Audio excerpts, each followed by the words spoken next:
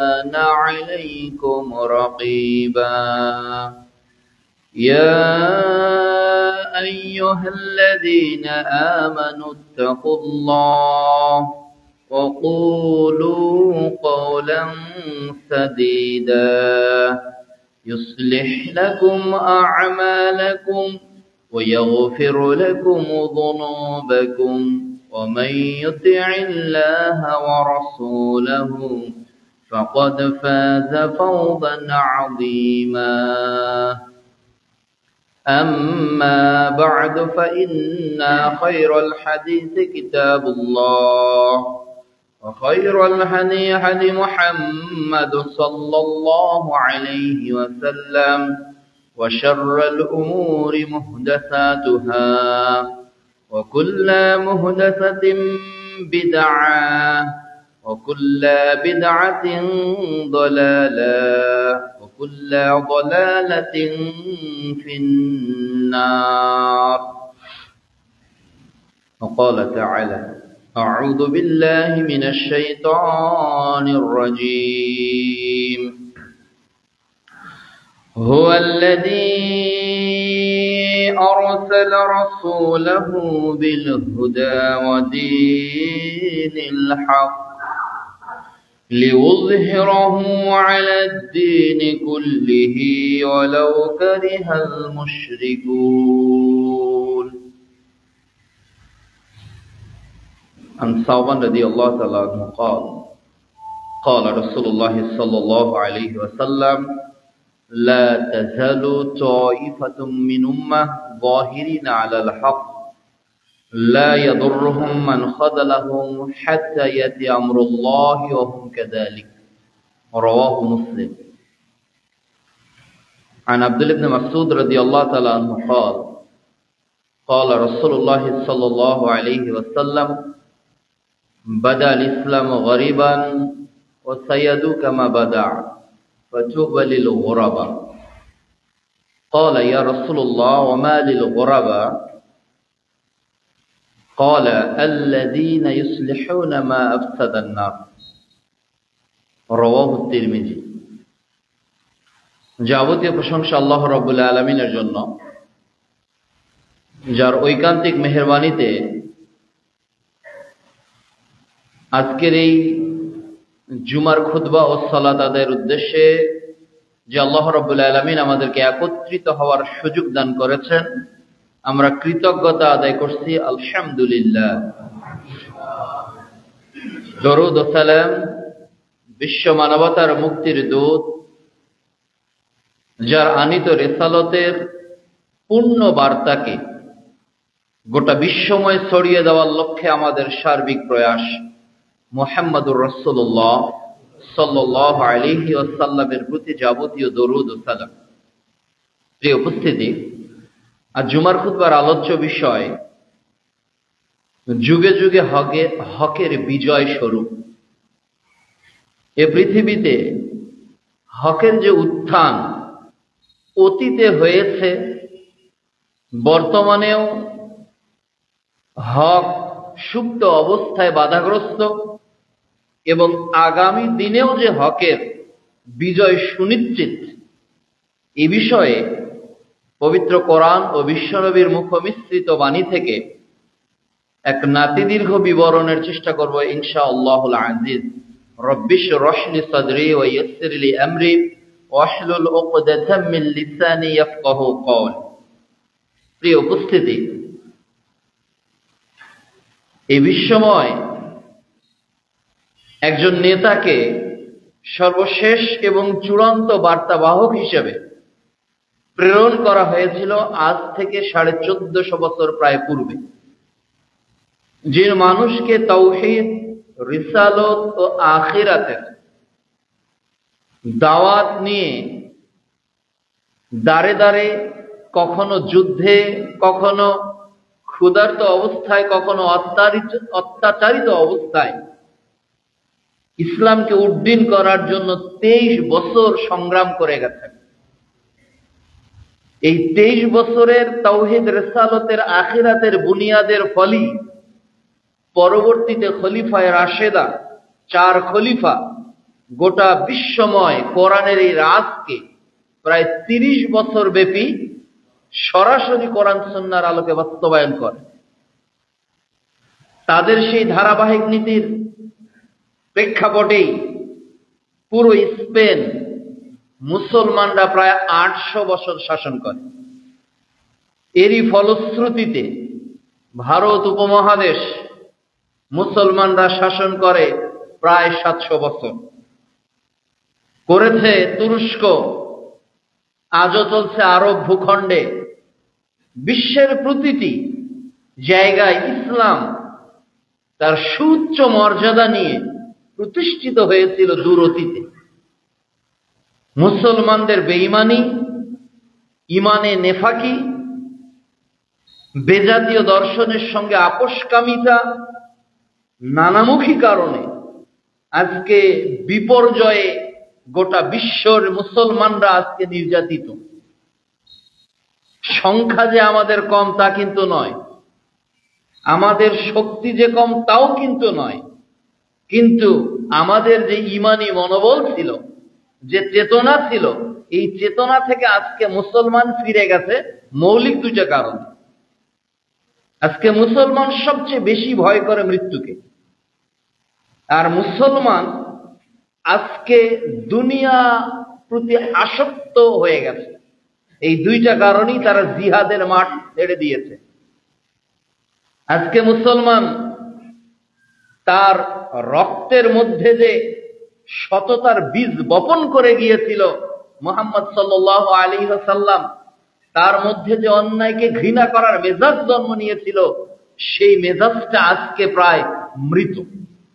যার কারণে দুনিয়ার প্রতি আসক্তি আর মৃত্যুকে ভয় করা 200 কোটি মুসলমান জাতি থাকার সত্ত্বেও 57টি স্বতন্ত্র মুসলিম রাষ্ট্র এই পৃথিবীর মানচিত্রে থাকা সত্ত্বেও পৃথিবীর ভিন্ন কর্নারে মুসলমানের ক্রন্দন ঘটে, আর বাকি 56টা রাষ্ট্র ক্রিকেট ফুটবল খেলার মতো দর্শকের দৃশ্য পালন করে। আমরা চেতনাবোধ হারিয়ে ফেলেছি, আমাদের কর্তব্য বোধ থেকে আমরা অনেক দূরে সরে গেছি।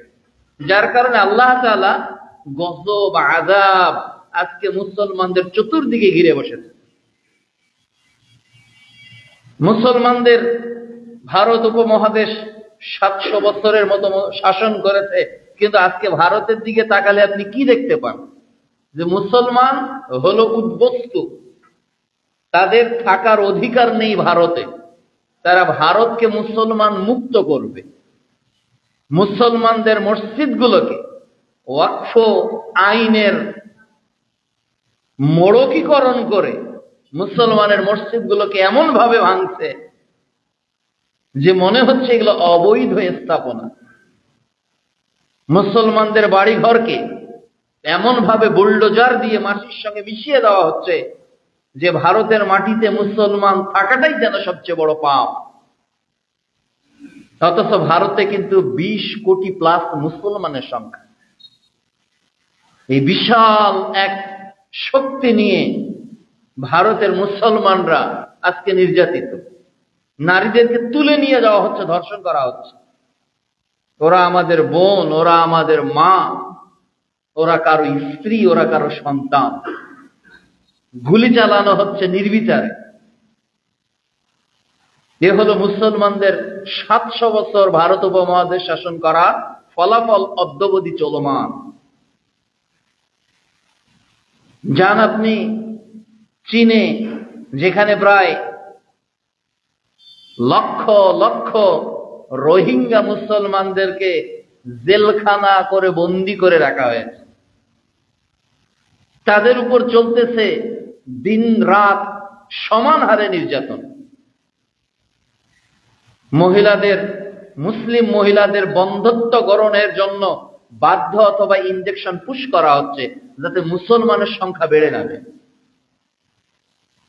নির্বিচারে চলছে ধর্ষণ, একেবারে বৈধ সার্টিফিকেট নিয়ে চীনে ধর্ষণ চলছে। কারা ধর্ষিত হচ্ছে? সবাই মুসলমান। ছোট্ট একটি বসবাসের জায়গা মুসলমানদের, সেটা হলো মিয়ানমার। রাখাইন রাজ্যে মাত্র কয়েক লক্ষ রোহিঙ্গার বসবাস, সেখানেও তারা বাঁচতে পারেনি। তারা বাড়ি ছাড়া হয়েছে, তারা ঘর ছাড়া হয়েছে, তাদের ভোটের অধিকার, নাগরিকের অধিকার কেড়ে নেওয়া হয়েছে। বর্তমান প্রায় 8 লক্ষেরও বেশি রোহিঙ্গা বাংলাদেশে অবস্থান করছে। যান আপনি ফিলিস্তিনের দিকে, দেখবেন সেখানে মাত্র মুষ্টিমেয় কিছু ইসরায়েলি সৈন্য দ্বারা মদতদাতা আমেরিকা এবং ইউরোপ সহ তাদেরকে এমন ভাবে মারছে, মনে হচ্ছে যে ফিলিস্তিনের ভূখণ্ডে, গাজা উপত্যকায়, জেরুজালেম, সবটাই মনে হয় তাদের। মুসলমানরা যেন এখানে এসেছে পথচারী অথবা আগন্তুকের মতো। তাহলে যে বিশ্বের মুসলমান অর্ধ পৃথিবী শাসন করেছে একটা সময়, সেটা তো দূর অতীত হয়ে যায়নি। যে মুসলমান গোটা পৃথিবীতে নেতৃত্ব দিয়েছে, যে মুসলমানের বিজয় গাথা একটা লম্বা ইতিহাস রাসূল সাল্লাল্লাহু আলাইহি ওয়াসাল্লামের পর থেকে চলমান ছিল, এই ইতিহাস আজকের পৃথিবীতে এমন ভাবে চাপা পড়ে গিয়েছে, আর মুসলমানদের ঈমান এতটা কমে গিয়েছে, মুসলমানদের চেতনাবোধ এতটা হারিয়ে গিয়েছে, মনে হচ্ছে যে আবার সেই সুদিন মনে হয় আর ফিরে আসবে না। আমরা হেরে গেলাম মনে হয়। আমরা মানসিকভাবে হেরে গিয়েছি, আমরা শারীরিক শক্তিতে হেরে গিয়েছি। আমরা আজকে এমন ভাবে পৃথিবীতে বসবাস করতেছি যে আমি ভালো আছি, দ্যাটস অল। বিশ্বের কোথায় মুসলমান মারছে, কোথায় ধর্ষিতা হচ্ছে, কার কি সমস্যা, ডাজন্ট ম্যাটার। আমি তো ভালো আছি, আমার সন্তানরা তো ভালো আছে, আমার বাপ মা আত্মীয় স্বজন এরা তো ভালো আছে। এটা বেধর্মীদের ভালো থাকা হতে পারে, কোন মুসলমানদের বাচ্চার ভালোবাসার বহিঃপ্রকাশ এটা কোনোদিনও হতে পারে না। মুসলমান তো ভালো থাকে যখন তার আর এক ভাই ভালো থাকে। মুসলমান তো কষ্টে ব্যথিত হয়, সে আফ্রিকা হোক, ইউরোপ হোক, কানাডা হোক, অস্ট্রেলিয়া হোক, পৃথিবীর যে প্রান্তেই হোক, আফ্রিকা মহাদেশের জীর্ণ কুটিরে কোন মুসলমান যদি নির্যাতিত হয়, আর এই পাবনা উপজেলা, বেড়া উপজেলায় যদি আপনি জানেন আফ্রিকার ওই নিভৃত পল্লীতে একজন মুসলমান কষ্ট পাচ্ছে, তো আপনি যদি কষ্ট না পেয়ে থাকেন আপনি মুমিনই না। কষ্ট পেতে হবে।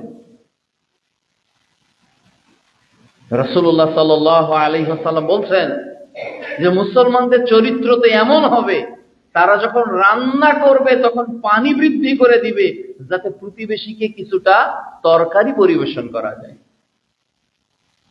রাসূল সাল্লাল্লাহু আলাইহি ওয়াসাল্লাম তো এমন নেতা ছিলেন, তিনি বলেছেন তুমি পেট পূর্ণ করে খেলে আর তোমার পাশের প্রতিবেশীটা অনাহারে আছে, তুমি কোনোদিনও মুমিন হতে পারবে না।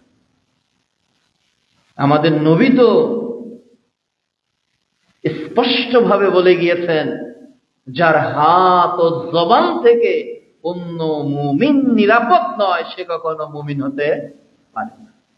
এই হাদিসগুলো আমাদের সামনে থাকার পরেও যদি আমরা স্বস্তির নিঃশ্বাস ছেড়ে দেই, এই হাদিসগুলো থাকার পরেও যদি মনে করি আমার বাসায় এসি আছে, আমার বাসায় সোলার আছে, আইপিএস আছে, আমি ওয়েল প্রটেক্টেড, এর জীবন বলয় নিয়ে পৃথিবীতে চলছি, আমার প্রতি কোনো আক্রমণ আর নির্যাতন মনে হয় হবে না, তবে শুনে রাখেন মুহাম্মদ সাল্লাল্লাহু আলাইহি ওয়াসাল্লামের ওই হাদিস, কিয়ামতের দিন ওরাই বলবে যে আল্লাহ কিয়ামতের দিন তাদের পক্ষে আপনাকে বলবে, আমি অসুস্থ ছিলাম, তুমি আমার খোঁজ নেওনি, আমি তৃষ্ণার্ত ছিলাম, তুমি আমাকে পান করাওনি, আমি ক্ষুধার্ত ছিলাম, তুমি আমাকে খাদ্য দাও।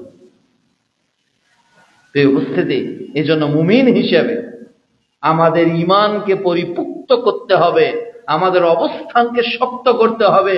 মুসলমান পৃথিবীতে থাকার জন্য আসে নাই, এটা আমাদের পার্মানেন্ট কোনো স্থান নয়, এটা টেম্পোরারি। একটা বেড়া, একটা টিনের একেবারেই ছোট্ট কুটিরে যে মানুষটার আজকের সূর্যটা উঠেছে, যে লোকটা একেবারেই খুব দামি বিল্ডিং করে, কোটি কোটি টাকার বিল্ডিং করে ঘুমিয়ে রাত ভোর করেছে, তার জন্য কিন্তু আজকের সূর্যটা উঠেছে। তার জীবন থেকেও আজকের দিনটা চলে যাবে, ওই কুটিরে থাকা লোকটার কাছ থেকেও দিনটা চলে যাবে, পার্থক্য হলো আপনি দিনটা কি নিয়ে অতিবাহিত করলেন। যদি দিন আপনার ঈমান আমল নিয়ে অতিবাহিত হয়, দুনিয়ার প্রতি ঘৃণা নিয়ে অতিবাহিত হয়, আর শহীদের তামান্না নিয়ে অতিবাহিত হয়, তবেই আপনি মুমিন। মুমিনরা তো তারাই যারা দিনের বেলা ঘোর সোয়ার আর রাতের বেলা তাহাজ্জুদ গুজার। মুমিনরা তো তারাই যারা সর্বদা ঘোড়াকে প্রস্তুত করে যুদ্ধের জন্য। কিন্তু সেই চেতনাই নেই। কিতাবুল জিহাদ আমরা কখনো পড়েই দেখি না। পড়ে দেখেছেন? বলেন তো, যত মুসল্লি এখানে আছেন, কিতাবুল জিহাদ, জিহাদের অধ্যায় আছে, কিতাবুল মাগাজি অধ্যায় আছে, বুখারী অনেক হাদিস গ্রন্থে আছে, পড়ে দেখেছেন কখনো? যুদ্ধের মাঠে রাসূল সাল্লাল্লাহু আলাইহি ওয়াসাল্লাম কি ভূমিকা পালন করেছিলেন, কি তেজস্বী ঈমান ছিল মাস বিন মুয়াবিয়াদের, কি তেজস্বী ঈমান ছিল সাহাবা একরামদের, কি তেজস্বী ঈমান ছিল মহিলা সাহাবাগণের। যুদ্ধের মাঠের ইতিহাস যে মুসলমান পড়ে পড়ে বড় হয় না, এই মুসলমান কাপুরুষ হয়ে মৃত্যুবরণ করে, এই মুসলমান কখনো পুরুষ হয়ে মৃত্যুবরণ করতে পারে না। এই জন্য চেতনাকে জাগ্রত করবেন। আপনি হেরে যাওয়া জাতি নয়, আপনি বিজয়ী, আপনি জয় ছিনিয়ে নেওয়া জাতি। এই উপস্থিতি পৃথিবীতে যুগে যুগে মুসলমানদের এই যে বিপর্যয়, এটার মৌলিক আল্লাহ রাব্বুল আলামিন কাফেরদের পক্ষ থেকে যে অত্যাচার মুসলমানদের আসতেছে, সূরা বুরুজ পারা 30 অধ্যায় 85 আয়াত 8-এ আল্লাহ রাব্বুল আলামিন একটা কারণ উল্লেখ করেছেন। আল্লাহ রাব্বুল আলামিন বলছেন যে ওমা নাকামু মিনহুম ইল্লা আইয়ুমিনু বিল্লাহিল আজিজিল হামিদ।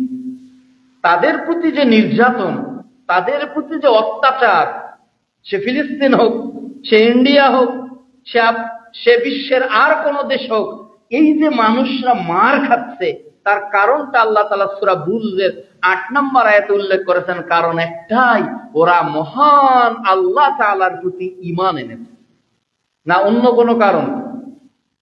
বলেন, রোহিঙ্গারা যে কারণে বিচারিত, ঠিক একই কারণে গাজার ভাইয়েরা আজকে একেবারে ড্রোন হামলা, ড্রোন ক্যামেরা দিয়ে খুঁজে খুঁজে তাদেরকে মারতেছে না। বাড়িঘর বলতে আজকে গাজাতে আর কিছুই নেই। যে কারণ ইন্ডিয়াতে, সেই কারণ গাজাতেও, যে কারণ গাজাতে, সেই কারণ মিয়ানমারেও, যে কারণ মিয়ানমার, ওই কারণ চীনের জিনজিয়াং প্রদেশেও। সব কারণ একটাই, যে ওরা এক আল্লাহর প্রতি ঈমান এনেছে। ওরা যদি চাইনিজ হয়ে যেত, ওরা যদি ইহুদি হয়ে যেত, ওরা যদি নাসারা হয়ে যেত, ওরা যদি খ্রিস্টান হয়ে যেত, ওরা যদি বৌদ্ধ হয়ে যেত, ওরা যদি রাম বাম হয়ে যেত, বলেন ওদের গায়ে একটা ফুলের আঘাত করা হতো? তাদের তাবেদার হব। আমরা ওদের তাবেদার হলেই ওরা আমাদেরকে ভালোবাসে। আর যখন আমরা ওদের সুরে সুর না মিলিয়ে কথা বলি, যখন আমরা ওদের টোনের বিরুদ্ধে আর একটা টোন দিয়ে কথা বলি, তখন ওরা আমাদের পানি চুক্তি বন্ধ করে দিবে, তখন ওরা আমাদের বিভিন্ন সুবিধাগুলো বন্ধ করে দিবে। অতীতে দিয়েছে, আগামীতেও দিবে, এটাই বাস্তবতা। কেন? আল্লাহ রাব্বুল আলামিন বলছেন যে বা'দুহুম আউলিয়া বা'দ। কেননা ইহুদি নাসারারা ওরা একজন আরেকজনের বন্ধু। ওদের টার্গেট হলো বিশ্বে মুসলিমরা কিভাবে নিধন হয়, নিঃশেষ হয়ে যায়। যে উপস্থিতি, আল্লাহ রাব্বুল আলামিন হকে যুগে যুগে হকের বিজয় দান করেছেন অনেকগুলো ভাবে। একটা হলো প্রত্যক্ষ, প্রত্যক্ষ বিজয় দিয়েছেন, যেটা দেখা গেছে, এবং বাতিলরা পরাজিত হয়েছে, এটা দেখা গেছে। সুলাইমান আলাইহিস সালাম, দাউদ আলাইহিস সালাম বিজিত, প্রকাশ্য নেতৃত্ব দিয়েছেন গোটা বিশ্বময়। আর অধীনস্থরা, তার বিরোধীকারীরা পৃথিবীতে পরাজিত হয়েছে। নূহ আলাইহিস সালাম এর বিজয় স্পষ্ট দেখা গিয়েছে, বিজয়টা দেখা গিয়েছে। আমরা মনে করি বিজয় মানে কেবল আমরা জিতলাম, ওরা হেরে গেল। কিন্তু কোরআনে আল্লাহ তাআলা বিজয়ের অনেকগুলো মিনিং করেছেন, স্বয়ং কোরআনই। কোরআনের বিজয় অর্থ নয় যে ওদেরকে যুদ্ধ করে আমি পরাজিত করলাম, আমরা বিজয়ী। কোরআনে কেবল বিজয় অর্থ এক্ষেত্রে ব্যবহার করা একমাত্র এই ক্ষেত্রে হয়। অনেকগুলো কারণে মুসলমান পৃথিবীতে বিজয় লাভ করেছে, অনেক ভাবে পৃথিবীতে বিজয় লাভ করেছে। এর মধ্যে একটা কারণ হলো প্রত্যক্ষ বিজয়, যা সবার চোখের সামনে ঘটেছে। নূহ আলাইহিস সালামের কওম সমূলে ধ্বংস হয়ে যায়নি, একেবারে নিঃশেষ হয়ে গেছে। প্লাবনে একেবারেই তারা সবকিছু হারিয়ে ফেলেছে। বিজয় লাভ করেছে কে? নূহ আলাইহিস সালাম। নূহ আলাইহিস সালাম বিজয় লাভ করেছে। অমনি ভাবে সালেহ আলাইহিস সালাম, যার কওম তার অবাধ্য ছিল, আল্লাহ ভূমিকম্প দিয়ে ধ্বংস করেছে। সূরা আরাফ অধ্যায় 7 আয়াত 78। তো আল্লাহ তাআলা এটা স্পষ্ট দেখিয়েছেন যে তার উম্মাহ নবীর অবাধ্যতা করার কারণে আল্লাহ সুবহানাহু ওয়া তাআলা তাদেরকে প্রকাশ্যভাবে পরাজিত বরণ করেছে, আর নবীরা বিজয়ী লাভ করেছে। অনুরূপভাবে মূসা আলাইহিস সালাম ফেরাউনের নিকট সরাসরি বিজয় লাভ করেছে। ফেরাউন সাগরে সমাধি হয়ে গেল, আর মূসা আলাইহিস সালাম সাগর পার হয়ে গেলেন। বিজয় কে লাভ করলেন? মূসা আলাইহিস সালাম। এটা স্পষ্ট কোরআনে। অনুরূপভাবে ইব্রাহিম আলাইহিস সালাম আগুনে তাকে ফেলে দেওয়া হলো, তাকে নানা নির্যাতন করা হলো, বাড়ি থেকে বয়কট করা হলো, সমাজ থেকে তাকে তাড়িয়ে দেওয়া হলো, কিন্তু পরিশেষে ন্যাক্কারজনক জীবনের সমাপ্তি ঘটল নমরুদের, আর ইব্রাহিম আলাইহিস সালাম বিজয় লাভ করলেন। তাহলে যুগে যুগে পৃথিবীতে কিছু বিজয় এসেছে যেটা প্রকাশ্য এবং প্রত্যক্ষ।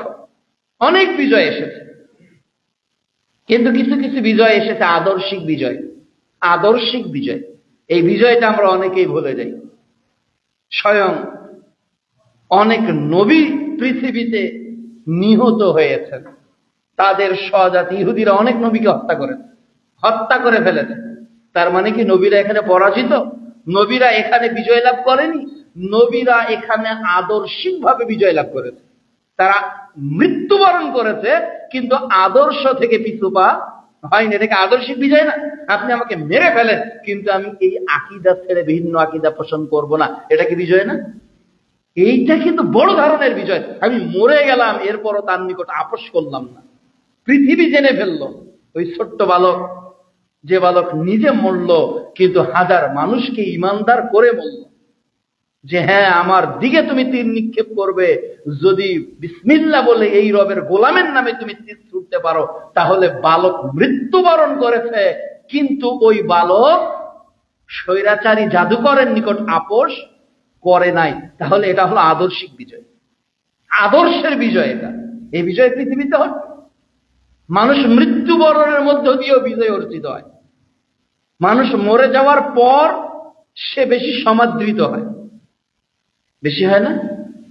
আজকে আবু সাইদ মরার আগে যা ছিল, মরার পর কি তার চেয়ে বেশি হয়নি? গোটা পৃথিবীতে আবু সাইদকে চেনে। কেন চেনে? তাহলে মৃত্যুটাই তাকে জীবিত করেছে। এটা যদি দুনিয়ার একটা সামান্য ভূখণ্ড বিজয় করার জন্য হয়, তাহলে কি গোটা বিশ্বময় ইসলামকে তুলে ধরার জন্য যারা বিজয়ী হয়েছে, এজন্য তো আল্লাহ তাআলা বলছেন খবরদার তাদেরকে তোমরা মৃত বলো না, ওরা জীবিত, কিন্তু তোমরা তা বুঝতে পারো না। তাহলে আল্লাহ তাআলা ওই যুদ্ধের মাঠে নিহত শহীদদের উল্লেখ করে বলছেন খবরদার ওদেরকে তোমরা মৃত বলো না, ওরা যে জীবিত আছে এটা তোমরা বুঝতেই পারো না। তাহলে এটা কিসের বিজয়? এটা আদর্শিক বিজয়, মানুষ মরে যাওয়ার পর জয়। এই জন্য প্রিয় উপস্থিতি, আপনি কোন ধরনের বিজয়ের জন্য প্রস্তুত এটা আপনাকে আগে ডিসাইড করতে হবে। মুসলমান প্রথমত আদর্শিক ভাবে কখনো কারো নিকট পরাজয় বরণ করবে না। এরপর ফেরাউনকে কবে ডুবিয়ে মারবে ওটা আল্লাহ তাআলা ভালো জানে, ওটা তো আমি জানি না। কিন্তু যতদিন মুসা জীবিত ছিলেন ততদিন কিন্তু ফেরাউনের নিকট আপোষ করেননি, বিধায় চূড়ান্ত বিজয়টা মুসার পক্ষে এসেছে। মিশর ছেড়েছেন, খুনি হত্যাকারী হয়ে দেশ ছেড়েছেন, বিতাড়িত হয়েছেন, আবার ভয়ে ভয়ে এসেছেন ভাই হারুনকে সাথে নিয়ে। কিন্তু যে ট্রাকে মুসা ছিলেন, এই ট্রাক থেকে কিন্তু ভিন্ন জায়গায় যাননি। যে আপনিও যদি চূড়ান্ত বিজয় চান, তাহলে আপনার গতিপথ বলে দিবে। অনেকে বলে না যে সূর্যই বলে দেয় দিনটা কেমন যাবে, তাহলে আপনার পথ চলাই বলে দিতে পারে যে আপনার দ্বারা ওই চূড়ান্ত ফেরাউনের পরাজয় আসবে আর আপনি মুসা হবেন কিনা। কিন্তু আপনি তো যখন যেদিকে বৃষ্টি, যখন যেদিকে সুবিধা, যখন যেদিকে আমি টিকবো, যখন যেদিকে আমার নীতি বিসর্জন হবে না, আপনি আমি যদি সেই দিকে যেতে পারি, আপনার বিজয় না আসবে চূড়ান্ত ফেরাউনের, না আসবে আদর্শিক অন্য কারো। এই উপস্থিতি অনুরূপ ভাবে ইব্রাহিম আলাইহিস সালাম যুগে যুগে যুগে যুগে শতাব্দীর পর শতাব্দী, বছরের পর বছর, বাল্যকাল থেকে একেবারে 90 বছর পর্যন্ত শুধু পরীক্ষাই দিচ্ছে। এখন ছোটবেলা থেকে 90 বছর পর্যন্ত শুধু পরীক্ষাই আর পরীক্ষাই দিচ্ছে।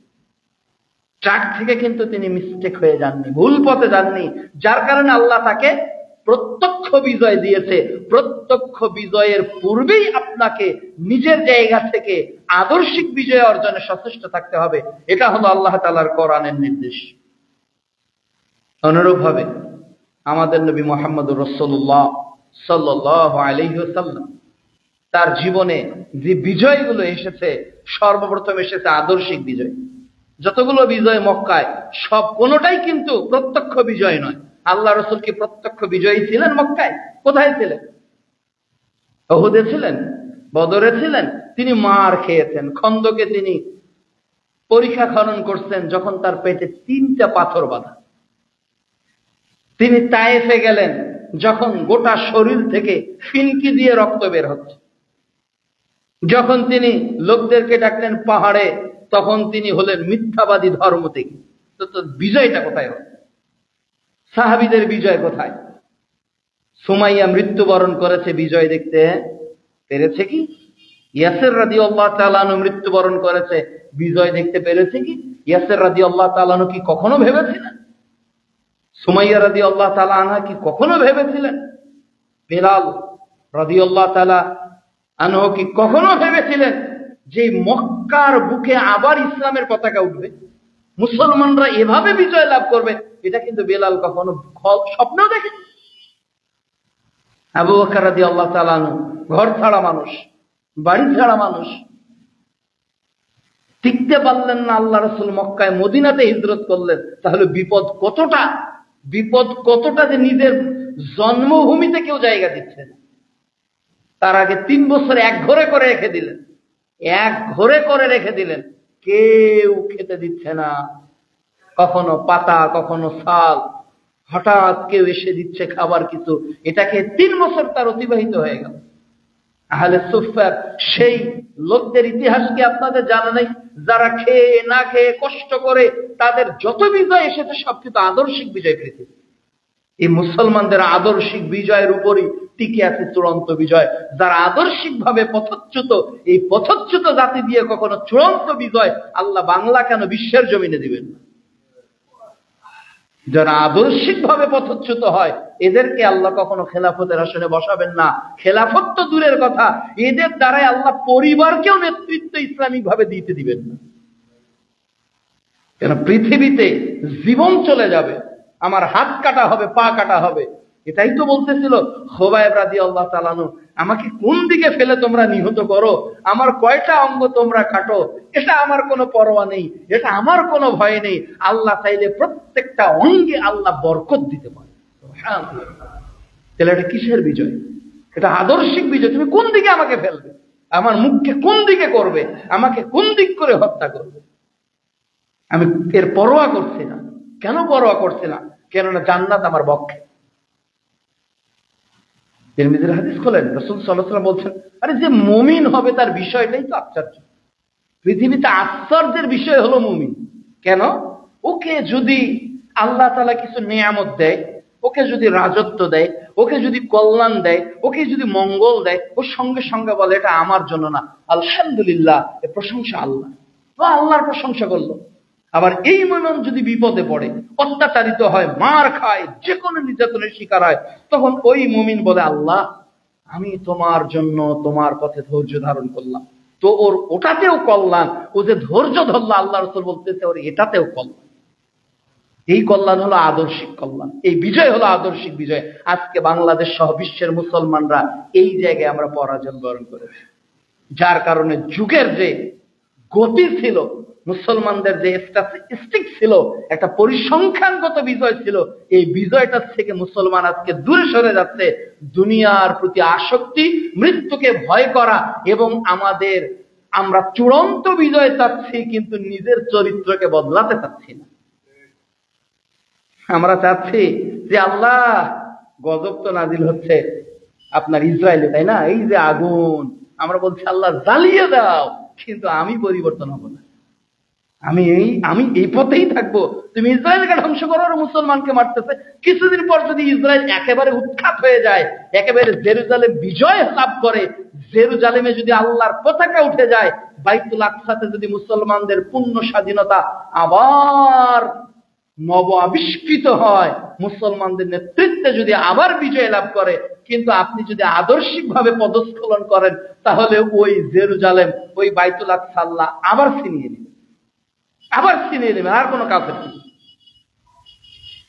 এজন্য সূরা মাইদা অধ্যায় 5 আয়াত 54 আল্লাহ তাআলা বলছে যে তোমরা যদি আল্লাহর দাসত্ব না করো, তাহলে আল্লাহ তাআলা আর একটা জাতি তৈরি করবে, আর একটা সম্প্রদায় তৈরি করবে, আর কিছু মানুষ তৈরি করবে, তারাই তাওহীদের নিশানকে উড্ডীন করবে, যাদের আদর্শ, যাদের ঈমান আকীদা সব মিলে তারা একটা রিভলিউশন করবে।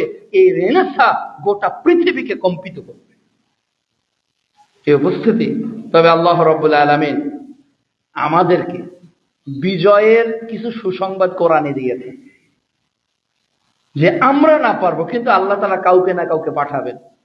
আমাদের মতো দুনিয়ার গোলাম যারা আমরা হয়ে গেছি, আল্লাহ আমাদেরকে পছন্দ না করে অন্য কাউকে পছন্দ করবেন। আল্লাহ যেমন বেলালকে পছন্দ করেছেন, হাবশী গোলাম বেলালকে পছন্দ করেছেন বাইতুল্লাহতে দাঁড়িয়ে মুয়াজ্জিন হিসেবে আযান দেওয়ার জন্য। আপনি কোটিপতি হলেই যে আল্লাহ আপনাকে পছন্দ করবে, আপনি অঢেল সম্পদের মালিক হলেই যে আল্লাহ আপনাকে পছন্দ করবে, আপনি বিশাল বড় উচ্চ শিক্ষিত হলেই যে আল্লাহ পছন্দ করবে, বিষয়টি এমন নয়। সহিহ বুখারী প্রথম খণ্ডের 71 নম্বর হাদিস, আল্লাহ যার কল্যাণ চাইবেন তিনি তাকেই বুঝদান করবেন। আল্লাহ যার কল্যাণ চাইবেন, সেটা শ্রমিকের হতে পারে, সেটা মালিকের হতে পারে, সেটা দোকানদারের হতে পারে, সেটা কনজুমারের হতে পারে, যে কোনো ব্যক্তির আল্লাহ তাআলা করতে পারেন। আল্লাহ যাকে পছন্দ করবেন, তবে আল্লাহর দ্বীন পৃথিবীতে বিজয় লাভ করবে, এটাতে কোনো সন্দেহ নাই। এতটুকু কথা সংযোজন করব, শেখ আহমেদ দিদার, যিনি ডাক্তার জাকির নায়েকের ওস্তাদ ছিলেন, ডাক্তার জাকির নায়েক হয়েছে আহমেদ দিদারকে দেখে। আজকের ডাক্তার জাকির নায়েক হয়েছে আহমেদ দিদারকে দেখে। এই আহমেদ দিদার বলেছিলেন যে ইসলাম বিজয়ী হবেই, হয় তোমাকে নিয়ে না হলে ছাড়া। অপরচুনিটিটা আপনি গ্রহণ করবেন কিনা, ইটস ইওর ওন ম্যাটার। এই অপরচুনিটিটা, ইসলাম বিজয় লাভ করবেই। আজকে মুসলমান পৃথিবীতে মার খাচ্ছে, কিন্তু আল্লাহ চাইলে তো আগামী 5 বছর, 10 বছর, 20 বছর পর গোটা বিশ্বময় ইসলামের রাজকে কায়েম করতে পারেন। তো ওই রাজে তারাই অগ্রাধিকার পাবে আল্লাহর নিকট, যাদের ইখলাস, যাদের সততা, যাদের আমানতদারিতা, যাদের আদর্শিক বিজয়ে তারা অটুট ছিল। ও কোন সরকার পরিবর্তন হলো, কে আসলো, কে গেল, কে জুলুম করলো, কে নির্যাতন করলো, কে বাড়ি ভাঙলো, কে বাড়ি গড়লো, কোন দিকে ভরুক্ষেপ নেই। আমাকে চলতে হবে ইহদিনাস সিরাতাল মুস্তাকিম, মারলে মারুক, গালি দিক, গোটা পৃথিবী একদিকে যাক, আমি আমার আদর্শিক পথে অটুট থাকি। এই নীতিতে আপনাকে আমৃত্যু চলতে হবে, আনটিল ইওর ডেথ। আল্লাহ রাব্বুল আলামিন কি বলছেন? সূরা মাইদা অধ্যায় 5 আয়াত 56 আল্লাহ তাআলা বলছেন যে ফা ইন্না হিজবাল্লাহি হুমুল গালিবুন, নিশ্চয় আল্লাহ রাব্বুল আলামিনের যে দল, এটাই হলো গালিব, এটাই হলো বিজয়ী। তাহলে পৃথিবীতে বিজয়ী একটাই দল, সেটা কার? হিজবুল্লাহ। সেটা হলো আল্লাহর যারা পক্ষে, যারা আল্লাহর নীতির অধীনে, যারা আল্লাহর আদর্শিক জীবনের অধীনে, যারা আল্লাহর পূর্ণাঙ্গ নীতি বাস্তবায়নের পক্ষে, এই পক্ষে যারাই অবস্থান করবে, আল্লাহ সুবহানাহু ওয়া তাআলা তাদেরকেই পৃথিবীতে বিজয় দান করবে। 2 নাম্বার, আল্লাহ রাব্বুল আলামিন এই হকের পথে যারা মুজাহিদ, যারা সংগ্রামকারী, যারা কথা কলমে, যারা বিভিন্নভাবে আল্লাহর এই রাজ কায়েমের জন্য প্রচেষ্টা করবে। আল্লাহ রাব্বুল আলামিন বলছেন ওয়া কানা হাক্কান আলাইনা নাসরুল মুমিনিন, এই যে মুমিন যারা, এই মুমিনদেরকে সাহায্য করা আমি আল্লাহর জন্য হক, এটা আমার জন্য জরুরি। কাদেরকে সাহায্য করা? মুমিনদেরকে সাহায্য করা। আল্লাহ সাহায্য করবেনই করবেন, কিভাবে করবেন ওটা আল্লাহু আলাম। তবে ইতিহাসে এক এক সাহায্য এক এক ভাবে এসেছে। সুলাইমান আলাইহিস সালামকে আল্লাহ একটা রাজত্ব দিয়ে সাহায্য করেছেন, দাউদ আলাইহিস সালামকে এক ধরনের রাজত্ব দিয়ে সাহায্য করেছেন, আল্লাহ তাআলা মুসা আলাইহিস সালামকে একভাবে সাহায্য করেছেন, আল্লাহ তাআলা ইব্রাহিম আলাইহিস সালামকে একভাবে সাহায্য করেছেন, আল্লাহ তাআলা প্রত্যেক নবীদের কথা, বিশেষ করে 25 জন নবীদের কথা যে কোরআনে উল্লেখিত রয়েছে, আল্লাহ এক এক নবীকে এক এক ভাবে সাহায্য করেছেন। নূহকে বলছেন তুমি নৌকা তৈরি করো, তাহলে নূহ আলাইহিস সালাম বেঁচে গেছেন, আল্লাহ সাহায্য নৌকা দিয়ে এসেছেন। মুসাকে বলেছেন তুমি দৌড় দাও, ওটা রাস্তা আল্লাহ করে দিয়েছেন, মুসা আলাইহিস সালাম সাগরের ভিতর দিয়ে বেঁচে গেছে। তো আল্লাহ রাব্বুল আলামিন কিভাবে হিজবুল্লাহকে গালিব করবেন সেটা তার বিষয়, কিন্তু আমাকে আমার প্রচেষ্টা অব্যাহত রাখতে হবে, এই পথেই আমার বিজয়। মরলেও তো আমি শহীদ, মরলে আমি শহীদ না?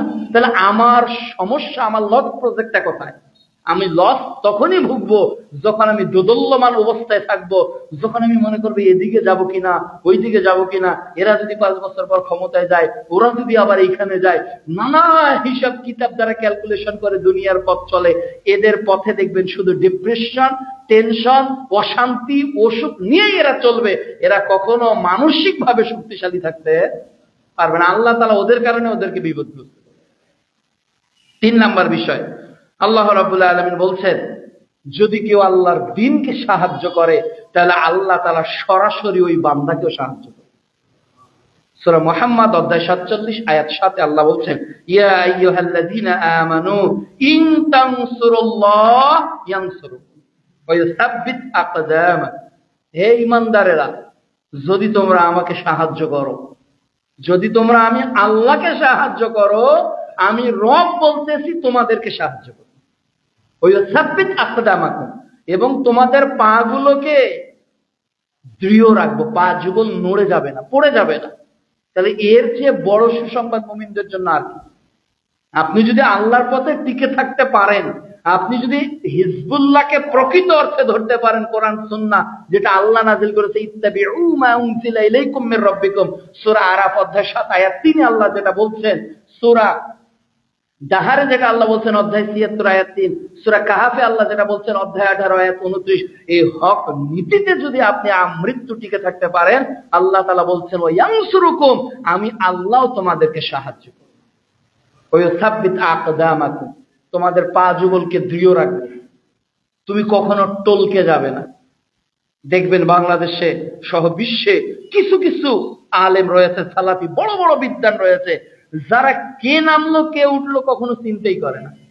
তারা 10 বছর আগে যে গতিতে বক্তব্য দিয়েছে, 10 বছর পরে একই গতিতে বক্তব্য দিচ্ছে।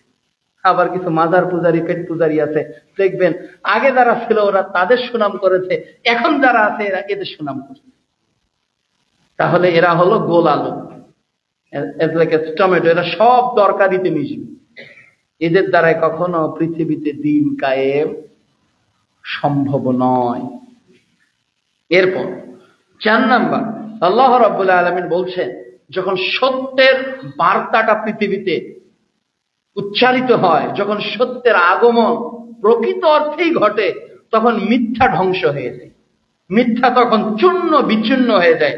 আল্লাহ সুবহানাহু ওয়া তাআলা কোরআনে 2 জায়গায় বলছেন, সূরা আম্বিয়াতে বলছেন অধ্যায় 21 আয়াত 18, এবং সূরা বনী ইসরাঈল অধ্যায় 17 আয়াত 81 আল্লাহ তাআলা বলছেন ওয়াকুল জাআলা ওয়া যাকাল বাতিল। যখন সত্য সমাগত হয়, বাতিল তখন কি হয়? পরাভূত হয়ে যায়। ইন্নাল বাতিলা কানা যাহুকা, বাতিল তার দুর্বলতা, বাতিল তার প্রকৃতগত কারণেই পরাভূত হয়, পরাজিত হয়, আর হক বিজয় লাভ করে। এই আয়াতটা মুহাম্মদ সাল্লাল্লাহু আলাইহি ওয়াসাল্লাম বলছেন যখন তিনি মূর্তি ভাঙতেছিলেন। সব মক্কার চতুর্দিকের মূর্তিকে তিনি ভাঙতেন আর এই কথা বলছেন। ওই কথার প্রোটেকশনের জন্য মক্কায় তখন কে জীবিত ছিল? মুহাম্মদ সাল্লাল্লাহু আলাইহি ওয়াসাল্লাম যখন বলছেন জাল হক, এসেছে সত্য। তখন আবু জেহেল, আবু লাহাব, বড় বড় আল্লাহদ্রোহী যারা রাসূলের দিকে যুবকদেরকে লেলিয়ে গিয়েছিল, এটা পাগল, ইট মারো, আঘাত করো, ওটা বেলাল, ওকে পেটাও, এটা আবু বকর, ওর গলা চিপে ধরো, এটা আমার, ওকে গণধলাই দাও, মকুল জাল হক। আজকে তো সত্য সমাগত হয়ে গেল মক্কার বুকে। আজকে কোন রাজ আছে, আজকে কোন নেতা আছে মক্কার বুকে, আজকে কোন আল্লাহদ্রোহী রয়েছে, কোন ক্ষমতাশীল তাপতশীল ব্যক্তি রয়েছে যে রাসূল সাল্লাল্লাহু আলাইহি ওয়াসাল্লামের এই বাক্যের প্রতিধ্বনিকে প্রতিবন্ধকতা সৃষ্টির জন্য আর কোন শব্দ বলে। কিন্তু কয়েক বছর আগেই না তিনি পালিয়ে গেলেন, কয়েক বছর আগেই না তিনি আবু বকরকে নিয়ে নিজ ভূমি ছেড়ে চলে গেলেন মদিনার দিকে। এই লোকটাই আবার রিটার্ন করলেন একটা বিজয় নিয়ে, আর এটা এমন একটা বিজয় যেটা গালিব। এই বিজয়টা হলো স্পষ্ট ভিজুয়াল হয়েছে গোটা পৃথিবী, যে মক্কা আজকে বিজয় লাভ করল। প্রিয় উপস্থিতি, এটা হলো আল্লাহ তাআলার বিজয়। অনুরূপভাবে রাসূলুল্লাহ সাল্লাল্লাহু আলাইহি ওয়াসাল্লাম বলছেন, লা তাযালু তাইফাতুম মিন উম্মাহ যাহিরিনা আলাল হক। আল্লাহ তাআলা এই পৃথিবীতে একটা দলকে, একটা জামাতকে জাহের করবেন, বাতিল না, জাহের থাকবে। কিসের উপর? আলাল হক, হকের উপর। লা ইয়াদুররুহুম মান খাযালাহু হাত্তা ইয়াতি আমরুল্লাহ ওয়া হুম কাযালিক। এই যে স্পষ্ট যে দলটা থাকবে, এদেরকে অত্যাচারীরা, পাপিষ্ঠরা মারবে, আঘাত করবে, এমত অবস্থায় তাদের মৃত্যু অথবা কিয়ামত এসে যাবে। এর পরেও তারা হক থেকে অবিচল, হক থেকে পিছুপা, হক থেকে বিচলিত হবে না। তাহলে এরা কিসের ভিত্তিতে টিকে থাকবে? আল্লাহ রাসূলের হাদিস কিসের উপর? এরা কি স্পষ্ট বিজয়ী না? এদের বিরোধীরা কি ধ্বংস হয়ে যাবে না? আল্লাহ রাসূল বলেন, হাত্তা ইয়াতি আমরুল্লাহ হুম কাযালিক। এমত অবস্থায় কিয়ামত অথবা তাদের মৃত্যু চলে আসবে, কিন্তু তারা হক ছাড়বে না। অর্থাৎ এটা আদর্শিক বিজয়ের কিছু লোক থাকবে। অনুরূপভাবে রাসূল সাল্লাল্লাহু আলাইহি ওয়াসাল্লাম বলছেন, তিরমিজি 2000, ওই হাদিসটা সহিহ মুসলিমের প্রায় 3টে জায়গায় এসেছে, 1920, 1923, 5059, যে আমার উম্মতের একটি দল হকের উপর থাকে। আর সহিহ সুনানে তিরমিজি 2360 নম্বর হাদিসে রাসূলুল্লাহ সাল্লাল্লাহু আলাইহি ওয়াসাল্লাম বলছেন, বাদাল ইসলাম গরিবান ওয়া সাইয়াদু কামা বাদা ফাতুবা লিল গুরাবা। ইসলাম অপরিচিত ছিল, আবার অপরিচিত হবে। 200 কোটি মুসলমান আমাদের দৃশ্যমান, আসলে কি আমরা 200 কোটি? আপনি যদি সূরা বাকারার শুরু থেকে তাফসীর পড়েন আর মুসলমানকে আইডেন্টিফাই করেন 200 কোটি মুসলমান, তো খুব কঠিন আছে এখান থেকে যাচাই বাছাই করে ভালো মুসলমান বের করা। খুবই কঠিন আছে। সূরা বাকারার শুধু প্রথম আয়াতগুলো একটু পড়ে দেখেন। আর সূরা ইউসুফ অধ্যায় 12 আয়াত 106 আল্লাহ বলছে, ওমা ইউমিনু আকসারুহুম বিল্লাহি ইল্লা হুম মুশরিকুন। ওরা অধিকাংশ ঈমান আনার পরে মুশরিক। তাহলে অধিকাংশরাই মুশরিক বললেন আল্লাহ। ঈমান আনার আগে না পরে? পরে ঈমান এনেছে, এরপর মুশরিক। তাহলে 200 কোটি মানুষের মধ্যে অধিকাংশ মানে কি? ধরে নিতে হবে 100 কোটি প্লাস মানুষ মুশরিক। ঈমান আনা সত্ত্বেও তারা শিরক করে, ঈমান এনেছে এরপরও শিরক করে।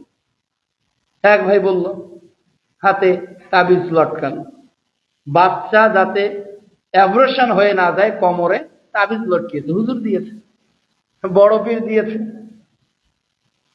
এরাই হলো ওলামায়ে আল্লাহ, এরাই হলো পথভ্রষ্ট আলেম, যারা মানুষকে গরু ছাগলের বাচ্চা মনে করে, রশ্মি বাঁধায়, এখানে গিট্টা, এখানে গিট্টু, ওখানে গিট্টু, এখানে বাঁধন, ওখানে বাঁধন, হাজার প্রকার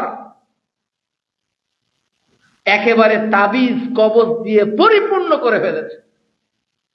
একটা মানুষ অসুস্থ, দেখবেন যে তাবিজ আছে, মনে শয়তান এমন ভাবে কাজ করেছে যে ওর কোন সালাত, কোন সিয়াম, কোন কোরআন তেলাওয়াত, কোন তাসবিহ যাতে ওর নেকি পাল্লাকে ভারী করতে না পারে, একটা রাবার ঝুলাই দিয়েছে, একটা তাবিজ ঝুলাই দিয়েছে, একটা গলায় কোন না কিছু ঝুলাই দিয়েছে, শেষ খতম। তার জীবনে আর কোনো আমল নেই, যত বড় সে আমল তার ব্যক্তি হোক না কেন। মান তাআল্লাকা তামিমা ফাকাদ আশরাকা, যে তাবিজ লটকালো সে শিরক করলো। এরপর আর কোন যুক্তি, আর কোন ব্যাখ্যা চলতে কোনোদিনও পারে না, কোনোদিনও পারে না। যে উপস্থিতি, এরপর আল্লাহ রাব্বুল আলামিন 5 নম্বরে বলছেন যে আল্লাহ তার দ্বীনকে বিজয় করবেন। এখানে আল্লাহ নিজেই বলেছেন, মানে এখানে কোনো মানুষ নেই, সহযোগিতা নেই। এর আগে তো আল্লাহ বলছেন ইন তানসুরুল্লাহ, যদি সাহায্য করে। এবার আল্লাহ তাআলা নিজেই বলছেন, কি বলছেন আল্লাহ তাআলা? আল্লাহ বলছেন হুয়াল্লাযী আরসালা রাসূলাহু বিল হুদা ওয়া দীনিল হক। আল্লাহ তাআলা তার রাসূলকে পাঠিয়েছেন সত্য দিন নিয়ে, আর এটা লিউযহিরাহু আলা দ্বীনি কুল্লিহি, আর এই দিনটা সব দিনের উপর বিজয়ী। যে দিনটা দিয়ে তিনি রাসূলকে পাঠিয়েছে, এই দিনটা সবার উপর বিজয়ী। এরপর বলছেন ওয়ালাউ কারিহাল মুশরিকুন, যদিও মুশরিকরা এটা পছন্দ করে না, তাহলে ইসলাম বিজয় লাভ করুক, কে পছন্দ করে না? এজন্যই তো ওরা আমাদের মারছে, এজন্যই তো মারছে যে আগামী 5 বছর পর একটা পরিসংখ্যান দেখলাম যে ভারতের মোট জনসংখ্যা প্রায় 24% মুসলমান হয়ে যাবে। কি সহ্য হয় তাদের? তাহলে তো আবার ওরা তো ইতিহাস জানে, ওরা তো গন্ডমূর্খ না, ওরা জানে যে 700 বছর মুসলমানই ভারত উপমহাদেশ শাসন করে। প্রিয় উপস্থিতি, এরপর আল্লাহ রাব্বুল আলামিন বলছেন সূরা সাফ অধ্যায় 61 আয়াত 9, সূরা ফাতা অধ্যায় 48 আয়াত 28। এরপর আল্লাহ তাআলা বলছেন ওয়া কাফা বিল্লাহি শাহিদা, আর আল্লাহ তাআলা যে বিজয় লাভ করবেন সবার উপর, এই সাক্ষ্যদাতা আল্লাহ কোনো মানুষকে নেননি।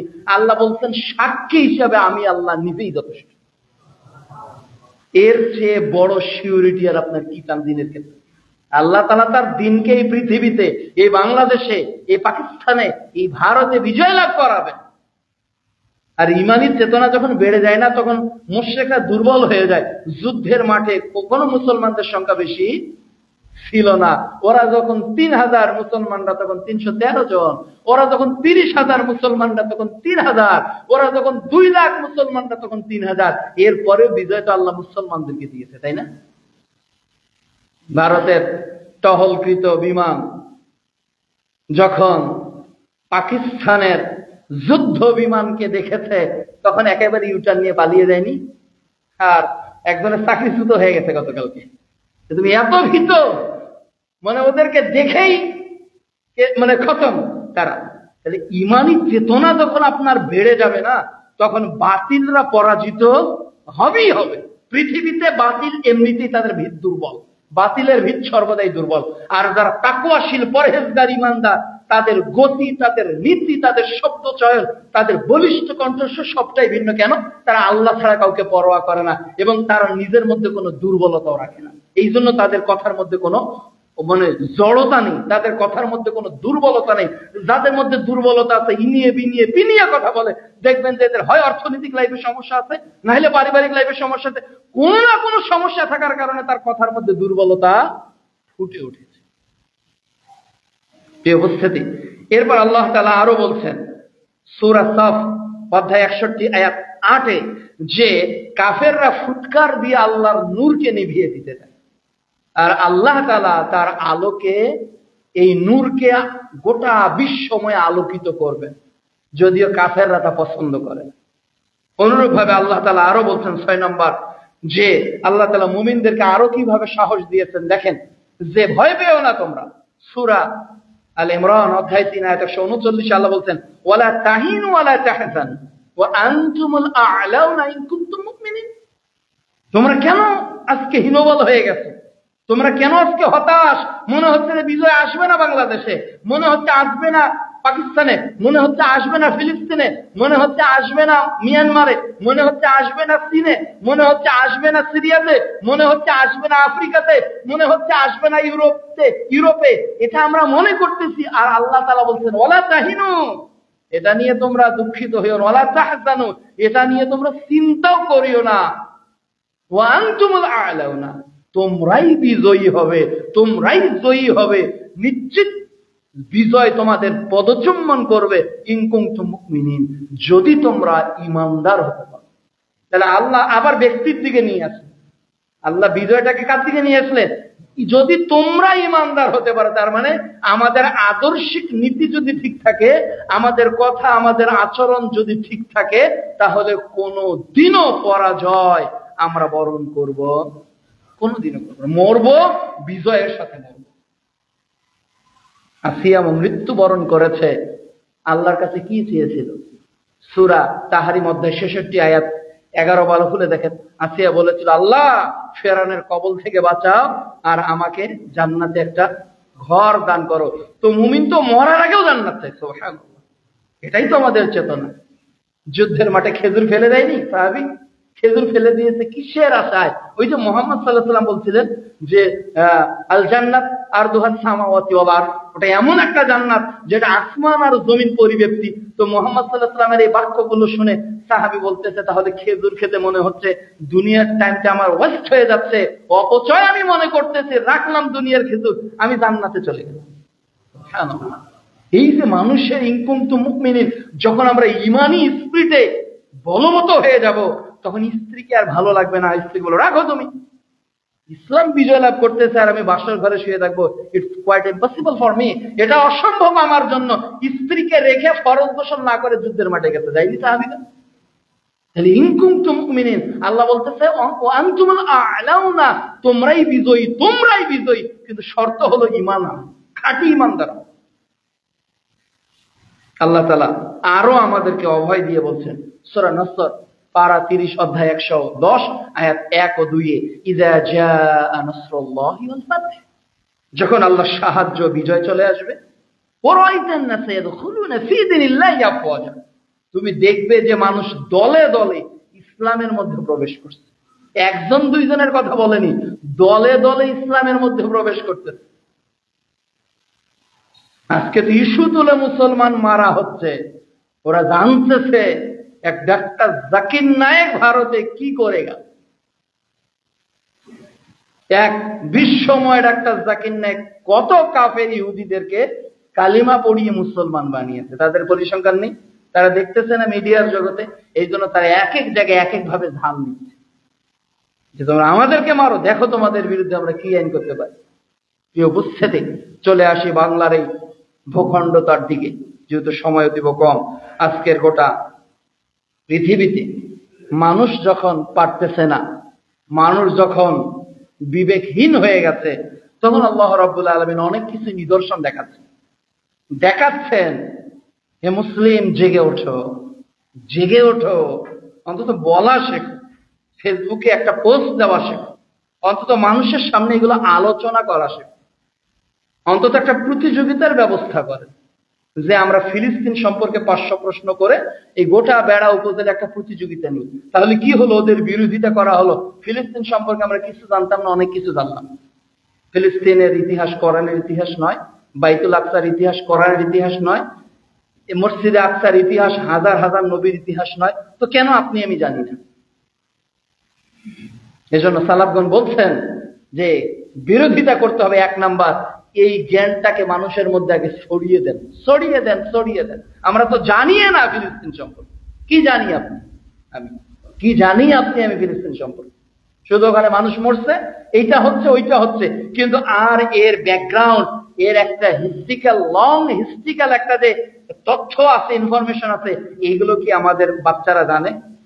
আপনি গল্প করেছেন আপনাদের সন্তানকে নিয়ে যে বাবা ফিলিস্তিনে আজকে মুসলমানরা মার খাচ্ছে, শিশুরা প্রায় কত লক্ষ শিশু দেখলাম, প্রায় 4-5 লক্ষ শিশু আজকে শিক্ষা থেকে বঞ্চিত, তাদের স্কুল নেই, কলেজ নেই, পড়াশোনার কোন হাতে খড়ি শিখবে এরকম 4-5 লক্ষ শিশুর কোনো খবর নেই।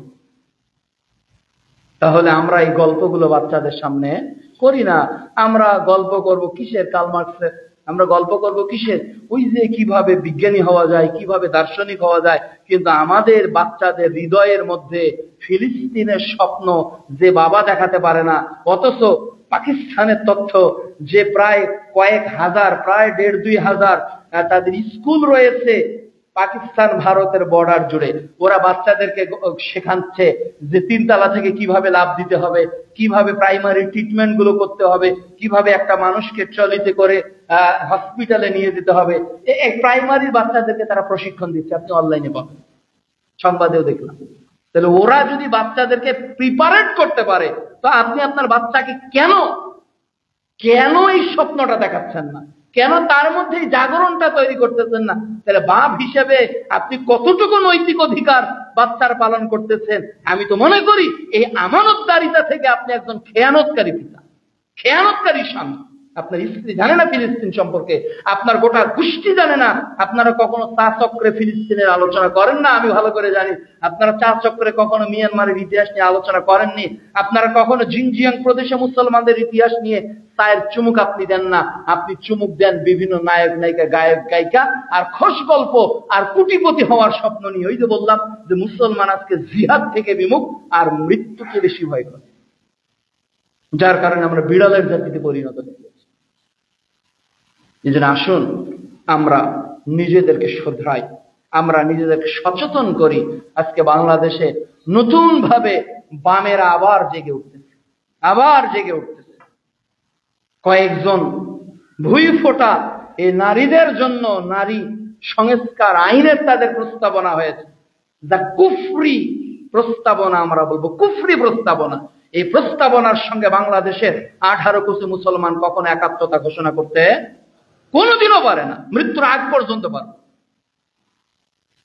নারী পুরুষের অধিকারকে আল্লাহ কখনো সমান করেন নাই, নারীর মর্যাদা দিতে শেখেন। আপনারাই তো বাংলাদেশে 22টা পতিতালয়কে সরকারি অনুমোদন দিয়েছেন। লজ্জাবোধ তো আপনার থাকা দরকার। আপনার মা বেশ্যাখানায় দেহ ব্যবসা করতেছে, লজ্জাবোধ আপনার আছে? তারা আপনারা বড় বড় কথা বলেন নারীদের অধিকারে, আপনারা নারীর অধিকারে কচু দিয়েছেন। ইসলাম নারীকে যে মর্যাদা দিয়েছে, এই বাংলাদেশ সহ বাংলাদেশে যারাই এসেছে, যারাই উঠেছে, যারাই চলে গেছে, এরা প্রতিবারই ক্ষমতার পালা বদল করেছে। আর নারীরা কিভাবে ধর্ষণের পণ্য হয় এই চেষ্টাই করে গেছে। এরা নামে নামে সুশীল, এরা নামে সুশীল, এদের ভিতরে পশুত্ব কাজ করে, পশুর আচরণ কাজ করে। নারীকে আল্লাহ তাআলা যে মেজাজ দিয়ে সৃষ্টি করেছে, আল্লাহ পুরুষকে মেজাজ দিয়ে সৃষ্টি করে নাই, করে নাই। নারীর শক্তি পুরুষের শক্তিকে আল্লাহ এক করে নাই। আল্লাহ বলতেছে আর রিজালু কাওয়ামুনা আলা নিসা, আমি পুরুষকে কর্তৃত্ব করতে বলেছি নারীর উপর। এখানে মাতাব্বরি করার আপনি কি? আপনি কত বড় নেতা হয়েছেন, কত বড় রাষ্ট্রপ্রধান হয়েছেন?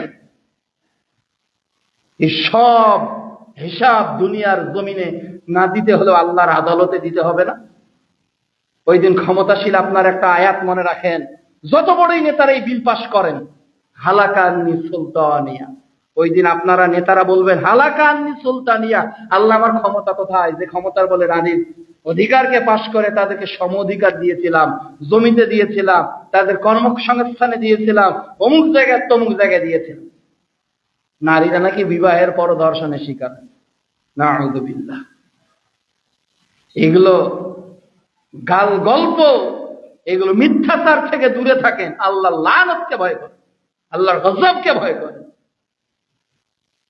বাংলাদেশ এর তাওহীদবাদী মুসলমান তসলিমা নাসরিনকে টিকতে দিয়েছিল? দেয়নি। আমরা তো সেই মুসলিম জাতি। আজকে নারীদেরকে আমরা প্রকৃত অর্থেই মর্যাদা দিতে পারি নাই। আজকের বাংলাদেশে নারীরা থাকতো সোনার, নারীরা হলো সবচেয়ে দামি সম্পদ। আপনি যে পুরুষ হন, আপনার স্ত্রীকে দিয়ে এত কাজ করিয়ে নেন কেন? ও তো সুন্দর হয়ে সেজে থাকবে, ও তো আপনাকে মনোরঞ্জন দেবে। ও 8টার সময় যাচ্ছে, সারা রাত সারা দিন অফিস করে আবার রাতে আসতেছে। কখনো স্ত্রীর সঙ্গে খোশ গল্পের ভাগ্য আপনার কপালে জুটবে? আপনার তো মানে কপাল পোড়া। আপনি কপাল পোড়া।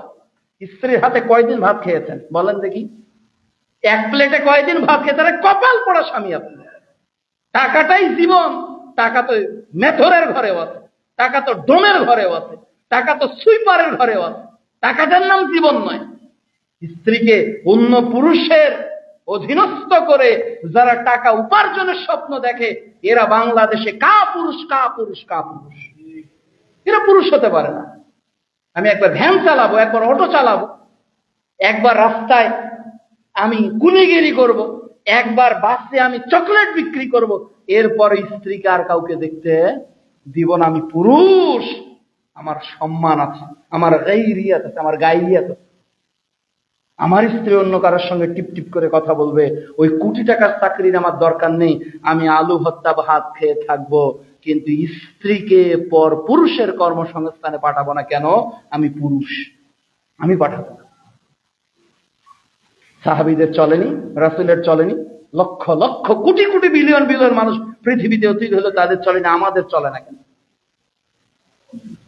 এর মধ্যে রয়েছে বেজাতীয় মতবাদের একেবারে সূক্ষ্ম বীজ, যেটা আজকে আপনি বুঝতেছেন না। এই বীজটা যখন ধীরে ধীরে ধীরে ধীরে ধীরে ধীরে ময়ূরী বিশাল বৃক্ষ হয়ে যাবে, তখন স্ত্রী আপনার বিরুদ্ধে মামলা করবে, মেয়ে আপনার বিরুদ্ধে অবস্থান নিবে। সেই দিন আর বেশি দিন দূরে নয়, যেই দিন শাসনের কোন প্রাকৃত আর পরিবারে থাকবে না। আমি আমার স্ত্রীকে শাসন করতে পারি না, আমি আমার স্ত্রীকে আদর করব, শাসন করব, ভালোবাসবো, প্রতিযোগিতা করব, ও আমাকে খেয়ে দিবে, আমি তাকে খেয়ে দিব, এর নাম তো স্বামী স্ত্রী। আল্লাহ রাসূল বলছেন, স্ত্রীকে যখন স্বামী ডাকে আমার কাছে বিছানায় আসো, ওই স্ত্রী যদি অপরাগতাকে স্বীকার করে, রাসূল সাল্লাল্লাহু আলাইহি ওয়াসাল্লাম বলতেছেন ফজরের আগ পর্যন্ত লানত করে আল্লাহর ফেরেশতা, যে কেন স্ত্রী আসলো না।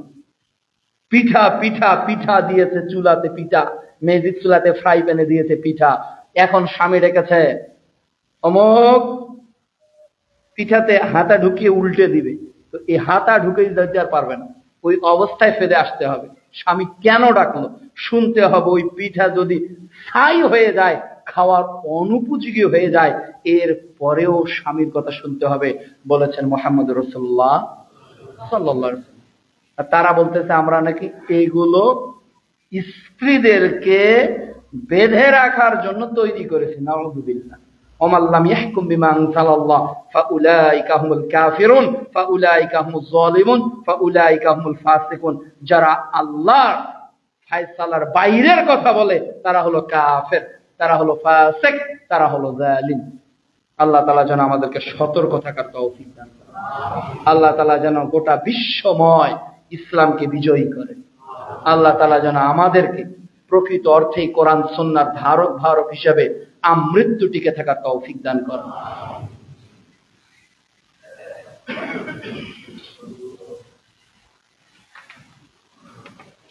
আলহামদুলিল্লাহি ওয়াহদাহু ওয়াসসালাতু ওয়াসসালামু আলা